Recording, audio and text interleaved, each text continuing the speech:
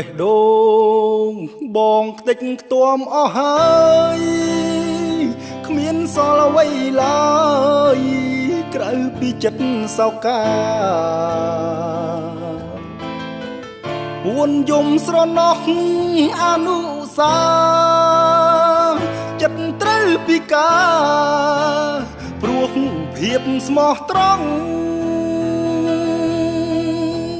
ស្រឡាញ់អាណិតមានទំហំប៉ុណ្ណាសេចក្តីឈឺផ្សាខូចចិត្តមានប៉ុណ្ណោះបងស្រឡាញ់អូនដោយចិត្តស្មោះឥឡូវ